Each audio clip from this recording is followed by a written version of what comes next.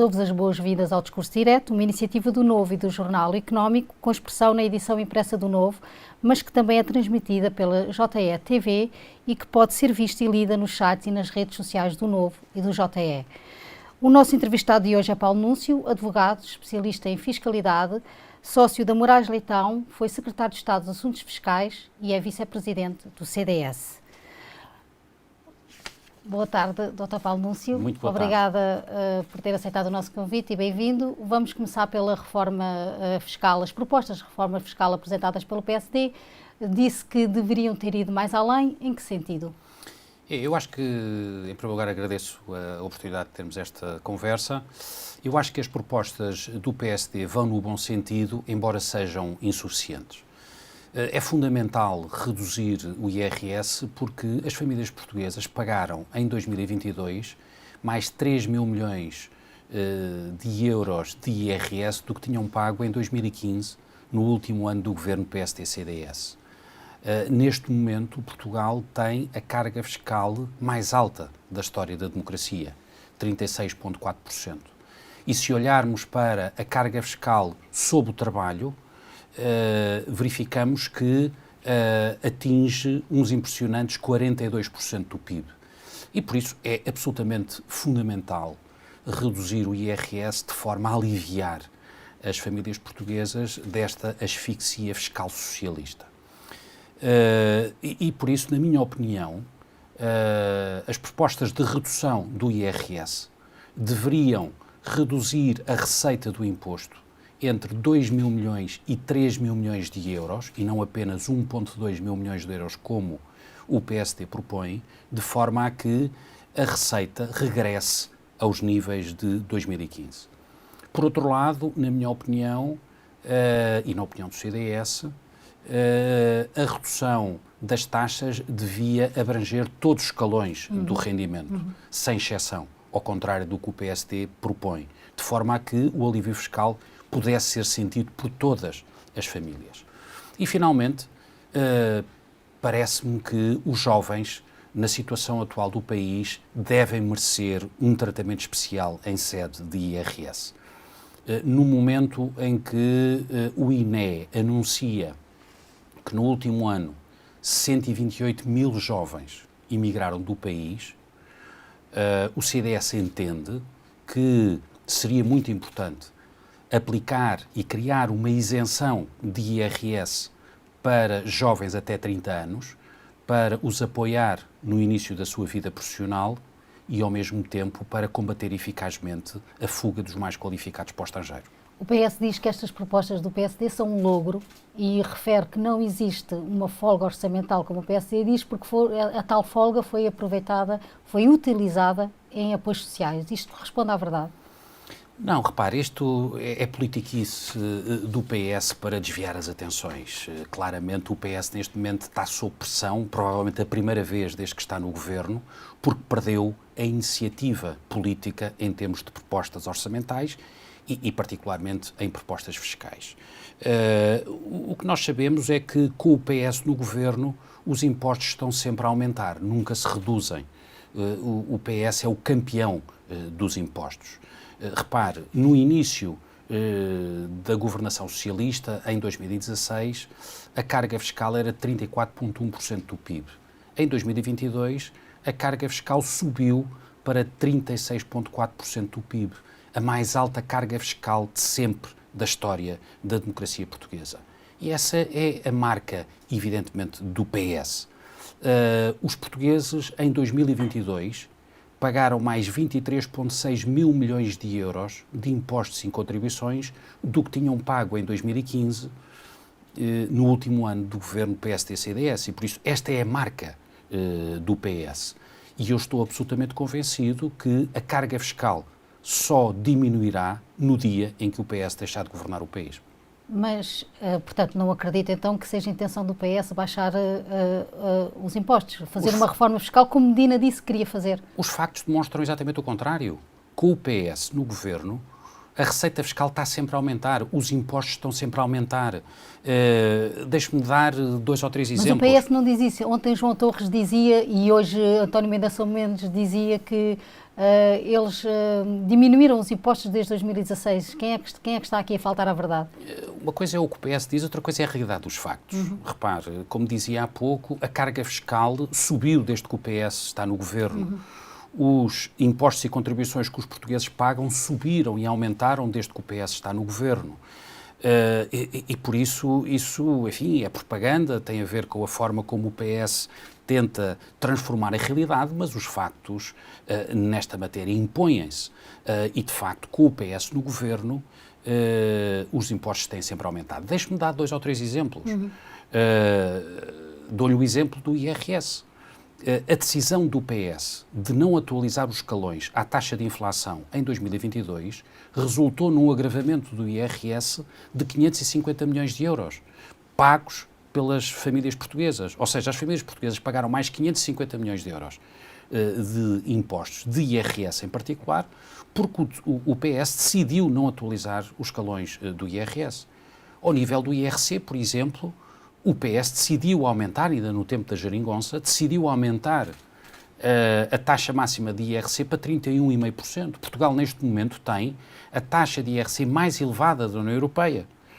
E por isso, hoje, as empresas portuguesas sofrem, em termos de competitividade fiscal, com as suas congêneres europeias, exatamente porque o governo socialista continua a teimar em ter uma carga fiscal máxima para as empresas portuguesas, colocando-as em desvantagem, sempre que concorrem com as suas congêneres europeias.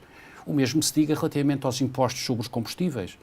Os impostos sobre os combustíveis foram aumentados de uma forma abrupta no início da governação socialista. Os portugueses ainda hoje sentem, sempre que enchem um depósito de gasolina ou de gasóleo, a mão socialista nos seus bolsos, e ainda recentemente, não obstante todas as dificuldades que as famílias portuguesas estão a sentir, ainda recentemente o governo socialista decidiu aumentar a taxa de carbono, agravando dessa forma os preços dos combustíveis que hoje em dia as famílias portuguesas sofrem. E por isso o PS significa aumentar impostos, significa aumentar a receita fiscal, significa aumentar ainda mais a asfixia fiscal que as famílias portuguesas hoje sofrem. Eu volto a dizer, a carga fiscal só diminuirá no dia em que o PS deixar de governar o país. Entende ou faz sentido que o PSD se tenha cingido apenas agora ao IRS? Não devia também ter apresentado propostas para IRC, IVA, para o imposto sobre os combustíveis, por exemplo? É pouco ambiciosa nesta matéria? Não, eu não critico que a reforma possa ser feita imposto a imposto, porque é importante analisar as especificidades de cada imposto de forma a que a reforma possa fazer sentido. No governo que eu fiz parte, enquanto secretário de Estado dos Assuntos Fiscais, também fizemos inicialmente uma reforma do IRC e só depois é que fizemos uma reforma do IRS. E por isso, em termos de coerência, eu acho que este é um caminho que pode ser seguido. Eu entendo que, há pouco falávamos de carga fiscal. Bom, a carga fiscal pesadíssima, a mais elevada da história da democracia portuguesa que hoje os portugueses sofrem, não tem a ver só com o IRS. Tem a ver também com outros impostos, como lhe referi, com o IRC, com os impostos indiretos, designadamente os impostos sobre o consumo.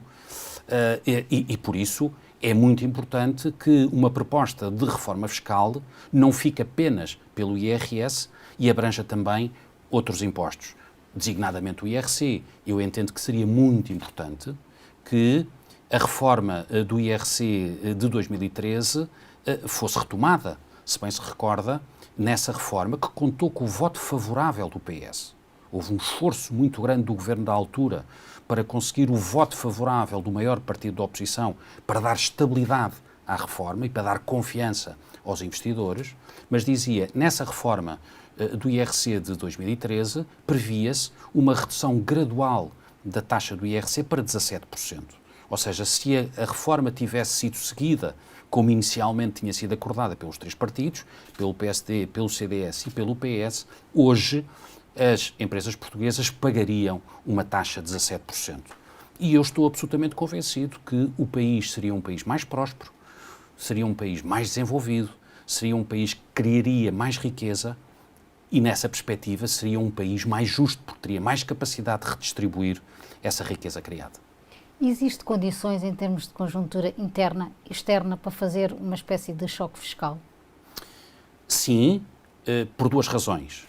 Por um lado, porque existe um excedente fiscal muito significativo, ou seja, à boleia da inflação, o Estado tem sido o principal beneficiário da crise que se tem abatido em Portugal e nos restantes países da União Europeia.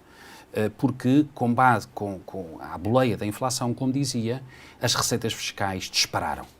E o Estado angariou muito mais receita do que aquela que estava inicialmente prevista. Por isso, existe esta parte de receita acrescida que pode ser agora utilizada para reduzir impostos.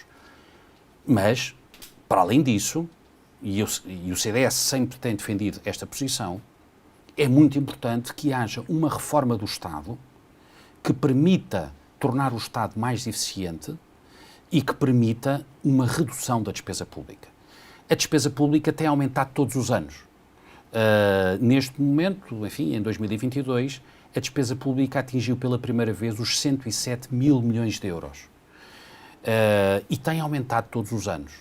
É importante que o Estado se discipline, que o Estado se torne mais eficiente, que o Estado seja capaz de fazer melhor com menos recursos, de forma a que o Estado pese menos no bolso dos contribuintes e que, dessa forma, seja possível, de facto, reduzir consistentemente a carga fiscal que incide sobre as famílias e as empresas. O Estado não está definitivamente, segundo as suas palavras, a optar pela eficiência, mas sim por cobrar taxas e taxinhas, não é? E financiar-se dessa maneira. Sem dúvida, sem dúvida. Repare, a lógica do Estado, a lógica clássica do Estado é primeiro gasta-se e depois cobra-se os impostos para financiar a despesa. Uhum.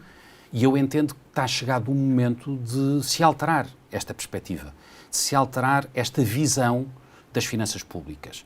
Eu entendo que está chegado o momento de se fixar um valor máximo de carga fiscal a suportar pelas famílias e, em função desse valor, a despesa pública do Estado deve ser reduzida, o Estado deve acomodar o seu peso a esse valor de receita para que os pratos sejam equilibrados. Neste momento os pratos estão desequilibrados. O Estado gasta e os contribuintes pagam.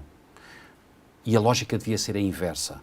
Os contribuintes têm um limite máximo de impostos e contribuições a pagar e o Estado deve ser obrigado a reduzir a sua despesa pública para não onerar excessivamente o esforço fiscal. Onde é que podemos chegar com este caminho? Não, repare... Que o PS tem tomado. Onde é que podemos... Repare, a marca da governação socialista é muito fácil definir, na minha perspectiva. É despesa pública elevada, é carga fiscal máxima e é estagnação económica. Portugal tem sido ultrapassado ano após ano por outros países da União Europeia, que entraram mais recentemente na União Europeia, designadamente países do leste, e que têm ultrapassado sucessivamente Portugal em termos de PIB per capita. Porquê? Porque criaram as condições para que esses países crescessem mais do ponto de vista económico. Portugal está estagnado e com os socialistas mais estagnado está. Os socialistas são especialistas em duas matérias essenciais. Levar o país à bancarrota ou, quando não levam o país à bancarrota, garantem que o país fica estagnado economicamente. Porque o resultado da governação socialista é sempre esse. Sempre que o Estado tem uma dimensão excessiva, pesa demasiado na sociedade, isso asfixia as famílias e as empresas e retira o músculo económico para fazer funcionar o país e para fazer desenvolver o país. E os socialistas só sabem aplicar esta agenda de esquerda. Estado grande, fiscalidade elevada, isso tem sempre como resultado ou uma bancarrota ou a estagnação económica. Não acredita por isso que o Governo, ao contrário do que diz, vá introduzir alguma reforma fiscal no Orçamento de Estado de 2024? Não. O Governo é especialista em criar factos políticos que enchem as manchetes dos jornais e abrem os telejornais na televisão, mas que depois na prática não têm qualquer tipo de impacto na vida das pessoas e no bolso dos portugueses. Eu volto ao meu ponto inicial. A carga fiscal, quando o governo socialista iniciou funções, era de 34,1%. Em 2022 passou para 36,4%, a mais elevada carga fiscal da história da democracia portuguesa. Se olharmos só para o trabalho, então a carga fiscal ainda é maior. A carga fiscal sobre o trabalho, neste momento, ascende a 42% do PIB. Portugal tem a carga fiscal sobre o trabalho, a nona carga fiscal sobre o trabalho mais elevada dos países da OCDE. E por isso, de facto, os factos contrariam toda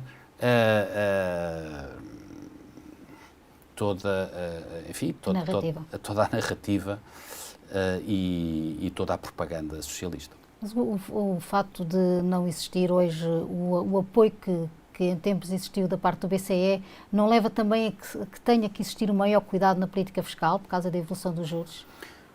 Repare, eu acho que também aí se deveria ter feito muito mais do que se fez. É verdade o que diz, ou seja, nós durante muito tempo habituámos-nos a viver com juros artificialmente baixos, que não tinham a ver com a situação concreta do país, mas tinha a ver especificamente com a política monetária do Banco Central Europeu, que reduziu artificialmente a taxa de juros.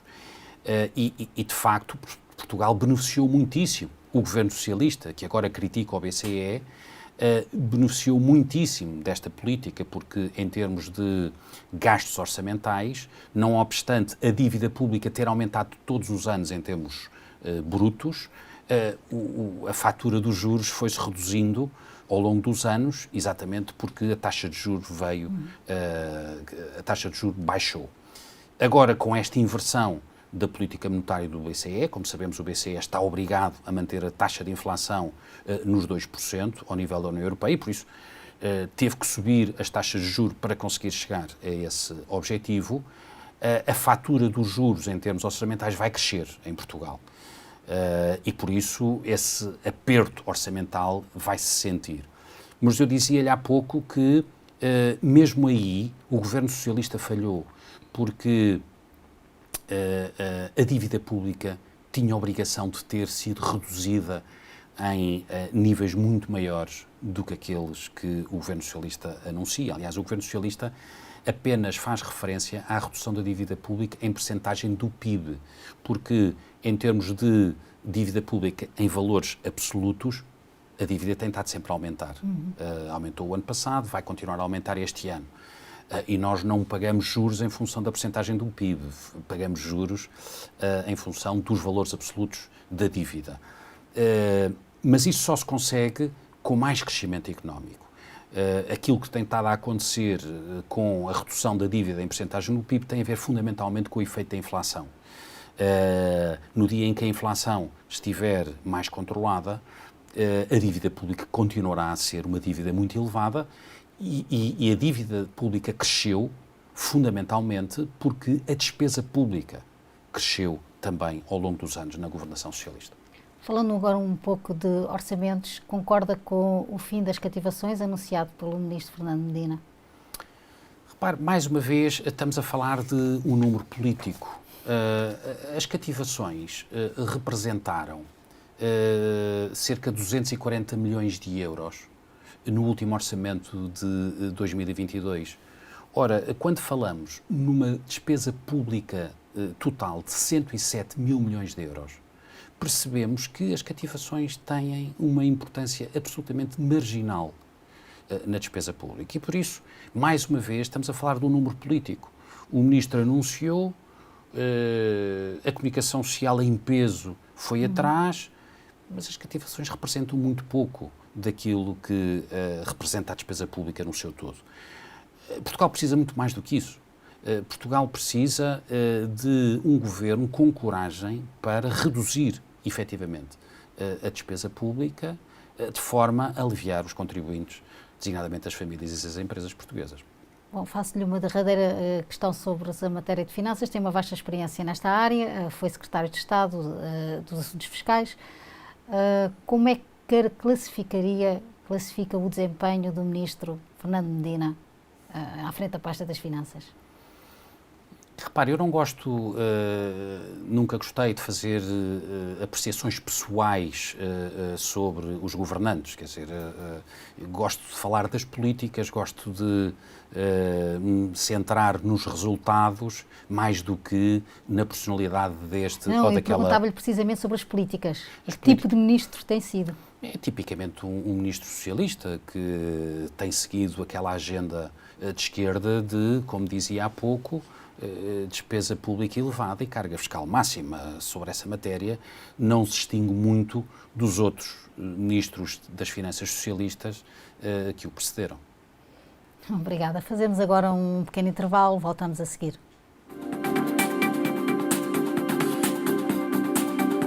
Estamos de volta com a entrevista a Paulo Núncio. Falemos agora de política. O CDS tem um papel a desempenhar na direita portuguesa. Que papel é esse? Olha, deixe-me começar por dizer que o CDS é, como se costumava dizer, ser como deve ser. É estar do lado certo do panorama político, é ser de direita. É ser a direita que faz falta neste momento em Portugal.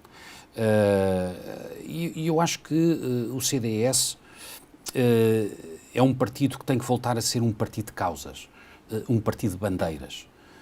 O CDS é o único partido de direita com credibilidade, com quadros, com experiência governativa e deve ser o partido defensor da família, o partido defensor da liberdade e o partido defensor da propriedade.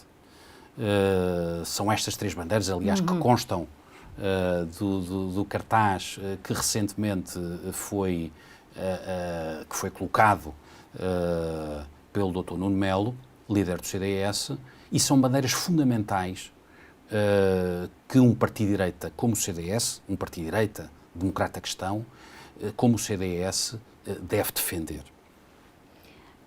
Disse há pouco que o CDS tem que voltar a ser um partido de causas. O que é que aconteceu ao CDS para chegar onde chegou em janeiro do ano passado?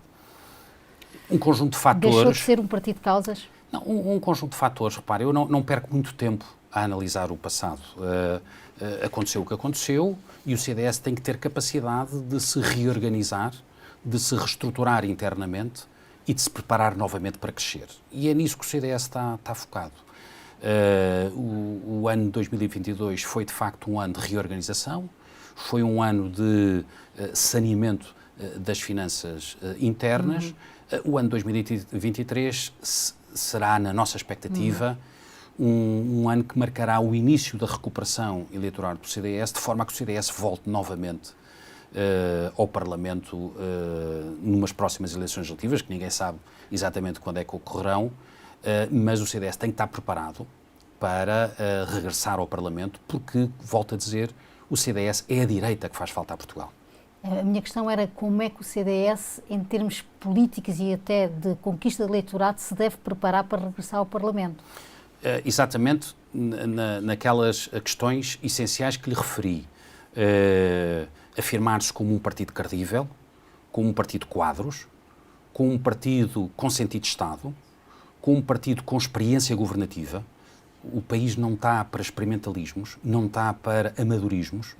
O país precisa de uma alternativa sólida e credível de centro-direita para derrotar o Partido Socialista e para abrir uma nova fase de esperança para os portugueses.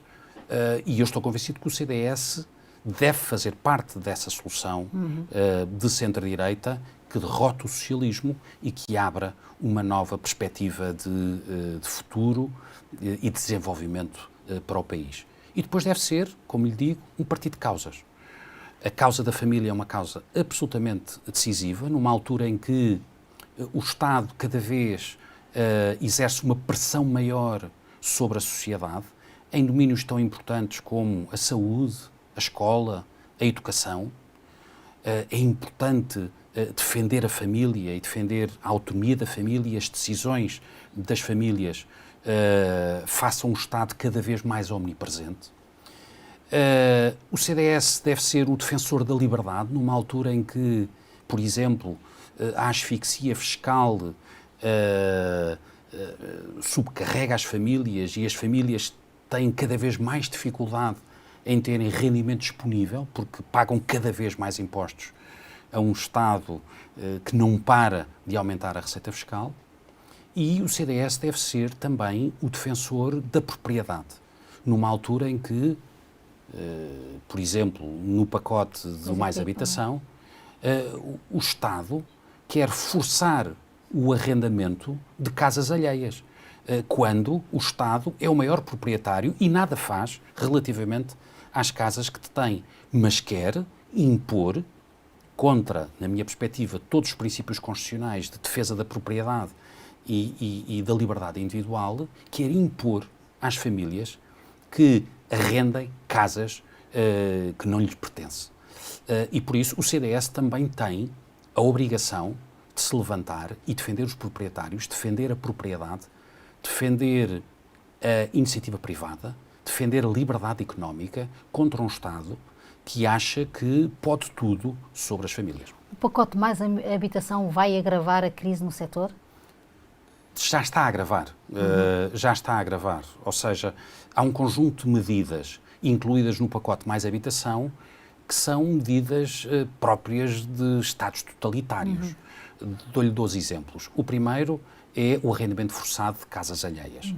É impensável que, num Estado de Direito, os proprietários que adquiriram as suas casas com o esforço do seu trabalho, e muitas vezes com o esforço do trabalho de uma vida inteira, sejam obrigados agora a arrendar as casas só porque o Estado quer. As pessoas devem poder dispor da sua propriedade conforme entendem, porque são eles os proprietários, foram eles que pagaram as casas. São eles que muitas vezes suportam os custos com os empréstimos que tiveram a fazer aos bancos. E por isso o Estado não pode, em circunstância alguma, intrometer-se nas decisões soberanas e individuais que cada família deve adotar relativamente ao seu património. E por isso, como lhe disse, eu entendo que o arrendamento forçado de casas que pertencem às famílias portuguesas é uma medida que viola princípios fundamentais da Constituição, designadamente o direito à propriedade e o direito à autonomia individual. E foi por isso que o CDS apelou ao Sr. Presidente da República para que envie este pacote para o Tribunal Constitucional, porque, na nossa opinião, e olhando para a Constituição, o Tribunal Constitucional deverá declarar inconstitucional este pacote. E reiteramos esse apelo ao Sr. Presidente da República. A segunda medida, que me parece claramente desajustada no pacote Mais Habitação, tem a ver com uma contribuição extraordinária sobre os empresários do alojamento local. Repare, é uma medida que não faz nenhum sentido. É a primeira vez que eu me recorde que uma contribuição, que um imposto, é utilizado para punir os empresários de um determinado setor de atividade.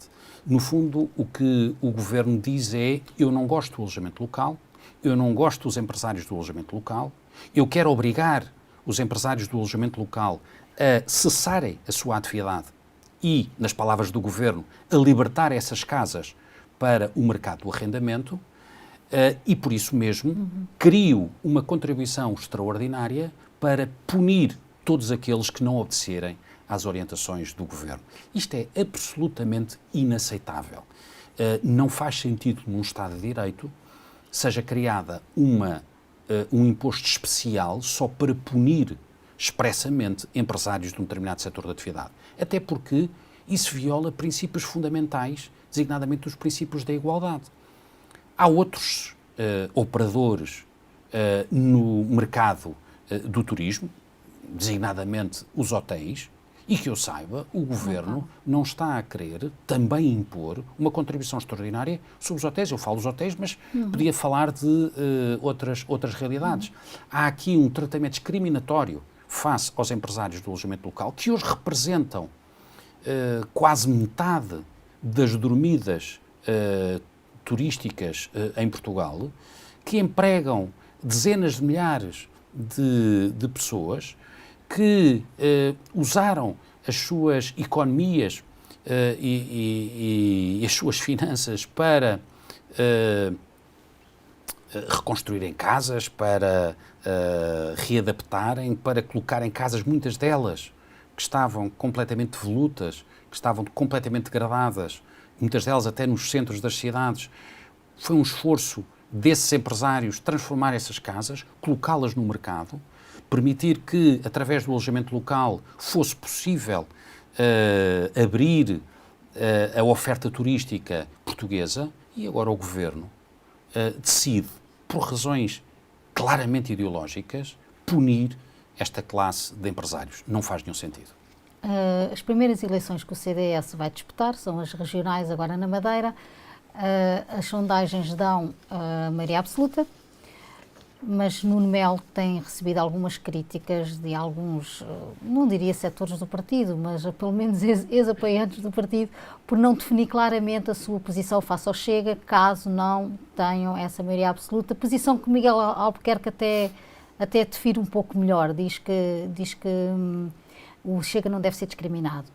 Mas o CDS não é tão assertivo ou tão direto nesta questão. Como é que vê um possível acordo com o Chega ou essa é uma possibilidade toda afastada? Olha, eu acho que o Chega olha fundamentalmente para a Madeira como uma forma de fuga ao Papa, como uma forma de fuga do Papa. Foi para isso que a Madeira serviu quando André Ventura decidiu não participar na Jornada Mundial da Juventude. Enfim, agora um pouco mais a sério. Eu acho que, como disse, o CDS, o primeiro teste eleitoral que o CDS vai ter são as eleições regionais na Madeira. O CDS concorre em coligação com o PSD, na coligação Somos Madeira. E eu estou absolutamente convencido que existem todas as condições para a coligação ganhar estas eleições e, dessa forma, premiar o bom trabalho que foi feito nos últimos 4 anos no Governo Regional da Madeira e demonstrando, por outro lado, que o CDS é um partido credível e um partido que garante a estabilidade política. E é muito importante que os eleitores da Madeira, quando forem votar, pensem em dar condições à coligação PSD-CDS para ter estabilidade política durante 4 anos. Porque é importante olhar para aquilo que aconteceu nos Açores. Aquilo que aconteceu nos Açores há cerca de 1 ano e meio foi que, à primeira dificuldade, quer o Chega, quer a Iniciativa Liberal, que apoiavam um governo PSD-CDS nos Açores, rasgaram esse acordo e preparavam-se para entregar novamente o poder ao Partido Socialista. Por isso, é muito importante, para garantir estabilidade política e para evitar fenómenos como aconteceram nos Açores, que a coligação PSD-CDS ganhe e ganhe com maioria absoluta. E como dizia, as últimas sondagens, indicam que a coligação poderá ganhar e ganhar com uma maioria absoluta robusta. Espero que seja assim. Não me respondeu. Espero que a coligação ganhe com a maioria absoluta, okay, e espero que a coligação, dessa forma, tenha condições para ter estabilidade política, evitando o erro dos Açores. Ok. De seguida, teremos talvez umas eleições com maior significado político para todos os partidos. Vai ter para o PSD certamente, vai ter para o PS certamente, para o país, e também para o CDS terá, que são as europeias. É muito fatalista dizer que a sobrevivência política do CDS se joga nas europeias? Sim, Penso que não será isso que vai acontecer. Não escondo que as eleições europeias vão ser eleições importantes para marcar o regresso do CDS e para permitir que o CDS recupere eleitoralmente das últimas eleições legislativas. Esse, de facto, é um teste importante para o CDS. Mas é importante, e aproveitando a sua pergunta, é importante referir que antes das eleições europeias o CDS vai ter um congresso refundador, que será marcado para o final deste ano ou para o princípio do próximo, em que será aprovado um novo programa. Há uma comissão liderada pelo Dr. António Lobo Xavier que está a preparar esse novo programa, que é decisivo para reposicionar o CDS e para criar condições para o CDS enfrentar os novos desafios eleitorais com sucesso. E esse Congresso refundador também definirá a estratégia do CDS para as eleições europeias e definirá a sua lista de candidatos. Por isso, o CDS neste momento está a fazer o seu trabalho de casa. Essas decisões serão tomadas nesse Congresso refundador, como lhe referi.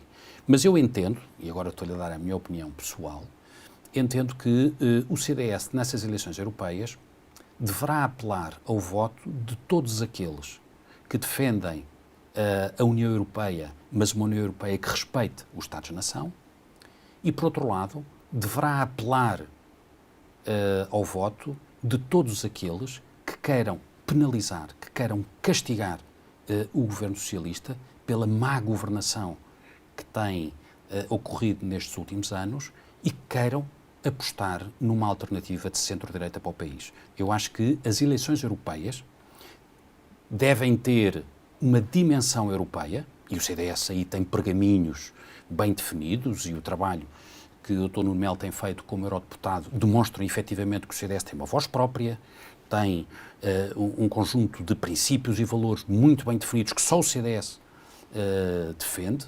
Mais uma vez, o CDS será também nas eleições europeias a direita que faz falta, mas as eleições europeias devem também ter uma dimensão nacional. As eleições europeias devem também servir para o eleitorado castigar, punir o atual governo, criando condições para uma alternativa de centro-direita no futuro. Esse é um grande risco, porque quem pode beneficiar desse voto de protesto é o Chega. O CDS tem esse desafio, e não só, e o PSD também pela frente. Eu acho que o CDS saberá, na altura das eleições, afirmar o seu peso, afirmar a sua credibilidade, afirmar os seus quadros, afirmar as suas causas e as suas bandeiras e recuperar parte do eleitorado que saiu para outros partidos. Eu acredito muito que esse eleitorado continua órfão de partido. Esse eleitorado não se revê nos outros partidos. Esse eleitorado é um eleitorado de CDS, que está à espera que o CDS se volte novamente a afirmar como um partido de causas, e nessa perspectiva estou muito confiante que esse eleitorado poderá regressar ao CDS e fazer do CDS um partido que não só tenha votos nas eleições europeias, mas depois também consiga recuperar assentos na Assembleia da República. O PSD e Luís Montenegro não têm conseguido capitalizar da forma que muitos gostariam do desgaste do governo. Subiu, certamente, nas sondagens, anda a taca-taca ali com o PS, mas não consegue sair deste quase empate técnico. É uma questão de tempo ou é uma questão de liderança? Repare, eu acho que essa análise é um bocadinho injusta neste sentido.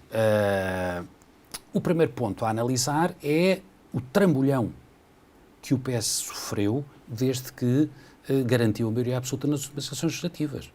O PS tem uma maioria absoluta relativamente larga que obteve nas últimas eleições legislativas e desde essa altura teve um trambolhão gigantesco nas sondagens. E esse aspecto, muitas vezes, se calhar por causa da máquina de propaganda que o PS tem e que tem demonstrado alguma eficiência, esse aspecto é muitas vezes desvalorizado na análise política. Esse é o primeiro ponto. O PS, neste momento, já não tem maioria absoluta e tem todas as condições para perder as próximas eleições.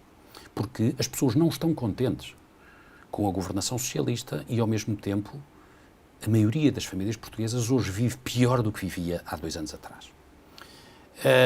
Mas há uma segunda parte da sua pergunta que eu concordo. Eu acho que a oposição não tem sido particularmente eficaz a combater politicamente este governo. Porque fazer oposição não é só assinalar os erros governativos, e têm sido muitos, deste governo. É também ter capacidade de construir uma alternativa que as pessoas vejam como credível para derrotar o socialismo, para derrotar o PS, para criar esperança às pessoas que um novo ciclo se pode iniciar, diferente, com políticas diferentes, com pessoas diferentes, e que devolva a esperança e o crescimento, a esperança aos portugueses e o crescimento económico ao país. E isso, de facto, tem falhado. E por isso é que eu digo que, indo sozinhos ou coligados, é importante que haja uma maior coordenação entre os partidos de centro-direita, porque essa coordenação vai ser decisiva para, na hora H, na hora das eleições legislativas, de facto, o país possa voltar a página, possa virar esta página e possa pôr a governação socialista no passado. Mas o CDS admite uma coligação ou um acordo pré-eleitoral com o PSD? Eu acho que o CDS, em primeiro lugar, tem que afirmar a sua força. O CDS tem que afirmar a força das suas causas, a força das suas bandeiras e tem que recuperar eleitoralmente. E o CDS tem que estar preparado para ir a eleições sozinho em todas as circunstâncias. Mas eu entendo que para derrotar a governação socialista é preciso uma maior coordenação entre os partidos de centro-direita. Indo sozinhos ou coligados. Essa é uma questão secundária. Importante é conjugar forças, porque o PSD sozinho não terá, muito provavelmente, condições para governar. O PSD vai ter que ter apoios que lhe permitam ter maiorias para poder governar, como aconteceu, aliás, no passado, em vários governos PSD e CDS no passado. Eu recordo, por exemplo, o CDS já participou em 8 governos constitucionais e tem essa experiência que é um ativo fundamental. Mas, por isso, o PSD não terá seguramente, ou muito provavelmente, olhando para a história, não terá muito provavelmente condições de governar sozinho, e por isso era muito importante que houvesse esta coordenação mais estreita entre os vários partidos de centro-direita, no sentido de se começar a construir uma solução que seja credível em oposição à governação socialista. Esta pergunta é incontornável. Essa coordenação exclui o Chega? Repare, essa questão é uma questão que já está respondida. Eu tenho ouvido com atenção o Dr. Luís Montenegro, e sempre que o Dr. Luís Montenegro fala sobre esse assunto, o Luís Montenegro diz expressamente, para quem o queira perceber, que um acordo ou uma coligação com o Chega está posto de parte. Por isso, essa é uma matéria que à partida está resolvida. O próprio Chega faz um esforço enorme para se auto-excluir de qualquer tipo de consenso. E por isso, eu diria, nessa medida, que um voto no Chega é um voto desperdiçado numa solução de centro-direita que se quer opor ao Partido Socialista. Estamos no final do nosso tempo. Olhando para o país, como é que define o Estado da Nação? Em poucas palavras, obviamente, como é que definiria? Eu diria que este governo passará à história como um dos piores governos constitucionais da história da democracia portuguesa.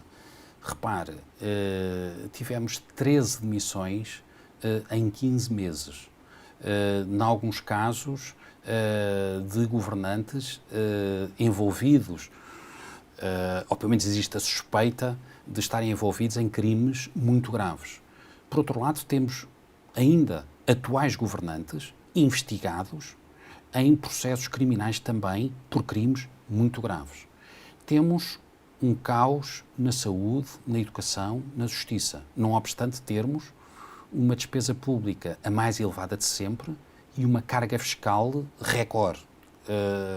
Temos uma estagnação económica. Portugal não sai da cepa torta em termos económicos e está a ser ultrapassado todos os anos por outros países da União Europeia. Por isso, eu diria que a governação, este governo em particular, tem mostrado uma enorme incapacidade e uma enorme impreparação para a governação, o que desde logo surpreende, porque é um governo que tem condições para governar com alguma estabilidade, uma vez que tem uma maioria absoluta, mas, enfim, não foi há muito tempo que ocorreram os episódios com o ministro João Galamba, que ocorreram os episódios com o ministro Pedro Nuno Santos, que aconteceram todas aquelas bizarrias e todas aquelas situações absolutamente inaceitáveis numa democracia.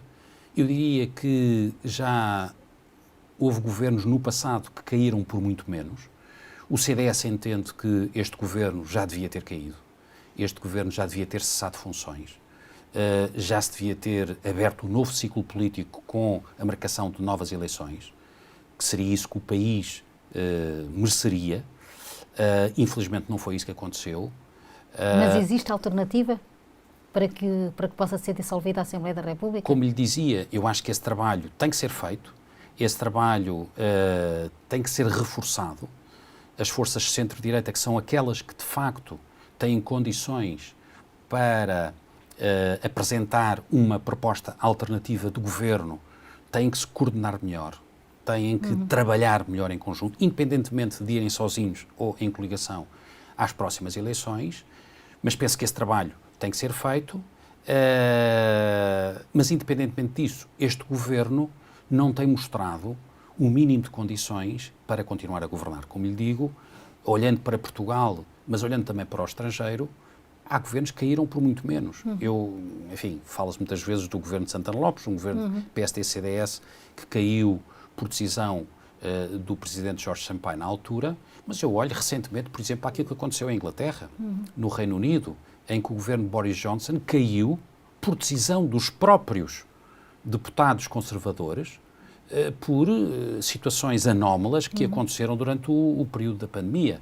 Por isso, nesse caso, até foram os próprios deputados do partido que apoia o governo que decidiram que havia um conjunto de atos e de comportamentos que ultrapassavam o minimamente aceitável numa democracia madura e que, por isso, aqueles governantes, aquele governo em particular, não deveria continuar. Eu pergunto, em Portugal, se alguém acredita que os deputados do PS alguma vez coloquem estas questões de credibilidade na atuação dos governantes do Partido Socialista. Eu penso que, enfim, muito provavelmente ninguém acreditará nisso.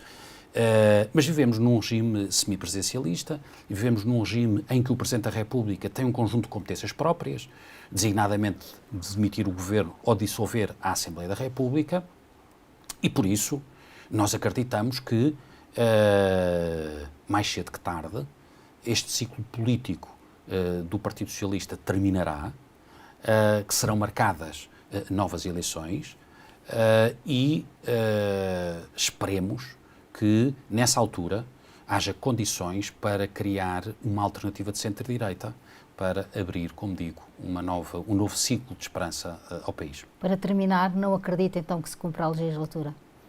Acho muito difícil, repare, acho muito difícil. Acho que aquilo que este governo tem demonstrado neste, não chega ainda a 2 anos, penso eu, de duração, é uma enorme descoordenação. É uma enorme falta de autoridade dos ministros e do primeiro-ministro. São situações absolutamente bizarras e que não deveriam acontecer numa democracia madura, como já é, felizmente, a democracia portuguesa, e os resultados, quer em termos de crescimento económico, quer em termos de bem-estar e de qualidade de vida das famílias, deixam muito a desejar. Hoje, há muitas famílias que têm dificuldade em chegar ao fim do mês. Há muitas famílias castigadas ainda com uma inflação muito elevada e castigadas com uma carga fiscal recorde. Nunca se pagou tantos impostos em Portugal como se estão a pagar agora. E por isso, eu espero, para bem do país, que esta solução socialista, que esta governação socialista possa terminar antes do prazo, porque de facto não tem demonstrado capacidade para governar o país de uma forma correta e que salvaguarde os interesses nacionais. Paulo Núncio, muito obrigada, foi um prazer tê-lo connosco. Muito obrigado. Agradeço também a quem nos acompanhou. Esta entrevista pode ser lida no Novo impresso e pode ser também vista nos sites do Novo e do Jornal Económico. Muito obrigado, até uma próxima oportunidade.